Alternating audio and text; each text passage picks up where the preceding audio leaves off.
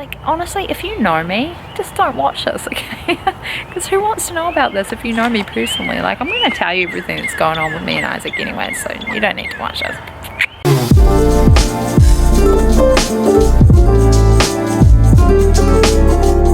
Hi guys, I was already filming, so I thought that I would just pop in to film a little bit more about what's been going on. I'm going to head outside and try my hand at vlogging. I have said like kind of roughly that I wanted to try it, so here we are, we're giving it a go. Okay, I'm just out on my porch. I've got no kids with me, I've got nobody around me, just, you know, a bit of P&Q, but I wanted to talk to you guys about what's been going on. Okay, so look how beautiful my backyard is. It's so pretty. It's springtime, everything's green. We're in the process of painting our like shed slash barn thing, so you know, it's coming along. And we've also got some renos going on in our house. Our porch is being redone, just getting ready for the summer. Okay, so I want to talk about what's been happening with the TTCing. Okay, so you know, I'm even debating putting this stuff up because I feel like I want you guys to know, and I always get stuck with like who knows me personally and who just wants to watch these videos, because they're really the videos that I go to when people are trying to conceive, when people have miscarried, when I'm in the same boat as all these other women that put this stuff up on YouTube. And you know, I've really debated doing it, but I feel like I should, because there's just so many people out there that can relate with the emotional ups and downs of trying to conceive. So my husband and I are in the process of trying to conceive our fourth. We had a miscarriage back in January, and I just passed my second cycle of trying. No, I'm coming up to my third cycle now, and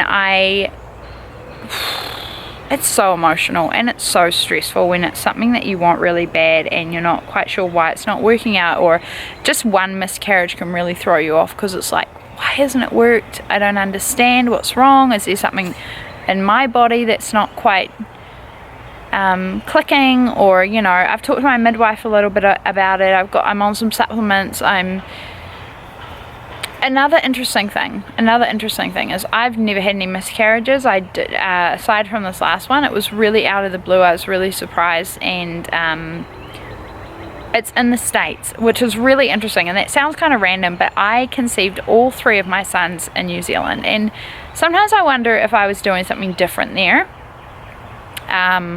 I sound like I'm gonna cry, but I promise I'm not. Sometimes I wonder if I was doing something different there. Like, was I eating differently? Was there something different in the food? Like, was my life more active? Was I just in general more healthy when I was there?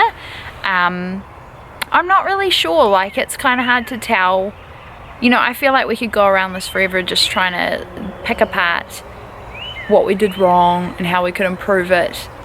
And I guess that question of like, why didn't it work? So I want to talk about this last cycle, because I started taking tests from about 8 DPO. I was tracking everything really diligently, taking tests from about 8 DPO, and I swear that I was getting positives. I was getting really, really faint positives. They were not EVAT lines because they were coming up within the recommended time to wait. I was getting those second lines. It was very faint. I was getting them on first response and clear blue, and they started fading. They weren't strong lines. They were very, very faint. But I started getting those maybe from like 8 DPO through to about 10 or 11 DPO. Like, I didn't see many of them, but they were there. There were enough of them to make me think that they weren't EVAP lines. Now, I want to get you guys' opinion about this, because I'm not really sure what to think. So when I got those second faint lines, I got really excited. I'm thinking, oh my gosh, I'm pregnant again. This is great.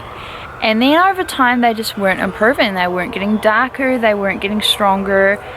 But meanwhile, I was feeling pregnant. Like, I felt like my boobs were really tingly. My boobs would never feel anything, even over PMS. My last pregnancy is nothing. Like, I don't feel anything in my boobs usually. So I was feeling like tingly boobs. I was feeling ill, like sick and nauseous. Like, I didn't have any breakouts. My skin was perfection, and it hasn't been that way for a really long time. Like, I haven't gotten breakouts for like but even before that month, PMS is usually like the sign.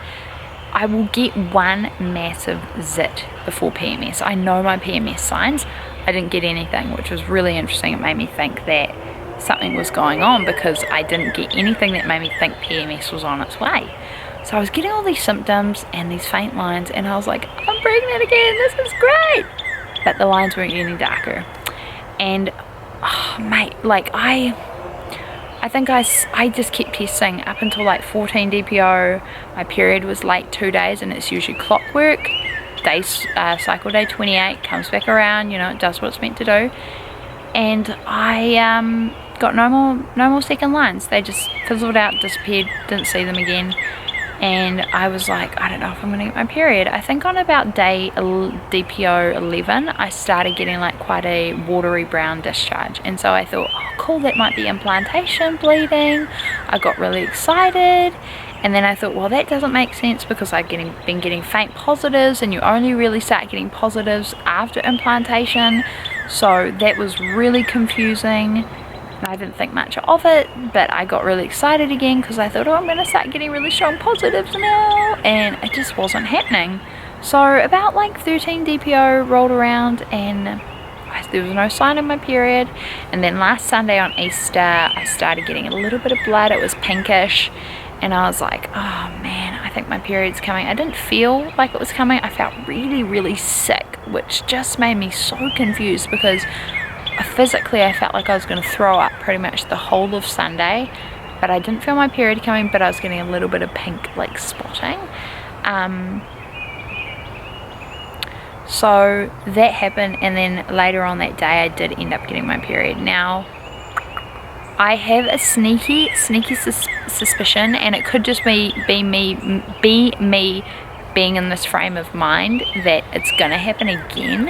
I have this sneaky suspicion that I had a chemical pregnancy, which is basically where the egg fertilizes, but it just doesn't grow, doesn't get any further. So my last miscarriage was a blighted ovum, where you're actually like, your body actually does what it's meant to do over pregnancy, and it grows and everything. It's super confusing and heart-wrenching to go through. So a chemical pregnancy kind of feels a little less, if this is what I've experienced. Feels a little less, you know, because it's just so early to tell. I would suspect that most people don't even know if they have a chemical pregnancy unless they're diligently testing like me, because I'm like that.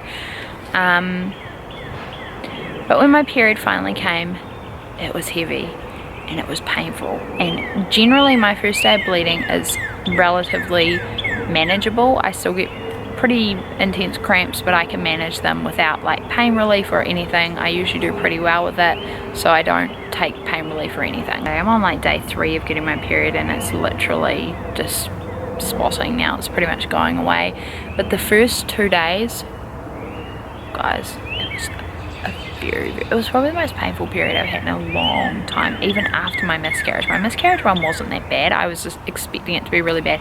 This was bad. Like, this was 2 days of full-on bleeding and cramping. Like, I had to take painkillers, and I never take painkillers. One night I couldn't sleep. I was hunched up because I was in so much pain the whole night. That's unusual for me, and that makes me think that it was a chemical pregnancy. And then I was in the bathroom, and TMI, guys. So I was in the bathroom, okay, and I saw like a little bit of blood on my sock, and I looked down. I feel like I'm trying to talk quietly just in case anybody, like, honestly, look at my yard. Do you think there's anybody around? No, there's not, but you know, just in case there's a peeping Tom or something, which there wouldn't be, but I'm just saying. So so I looked down on my bath mat, and I noticed a little bit of blood on my sock, right? And so I pulled my sock up, and I noticed like a big clot, not even a clot, like a chunk, like probably this big, of like bloody tissue on my bath mat. And I was really like, whoa, what is that? And I started thinking, is that a sac or what is it? So guys, if you have any thoughts about a chemical pregnancy, if you've experienced one, you know for sure that it was a chemical pregnancy, I really want to know if my suspicions were right. Just for my own peace of mind, I want to understand if I know that much about my body that I was correct, or I don't know. Please let me know, guys. Tell me what you think. and keep joining me on our TTC journey. It's getting real and it's emotional, and I don't know whether to just stop because it's stressing me out, but I want to hear from you guys because a lot of us are in this same boat. So thank you guys.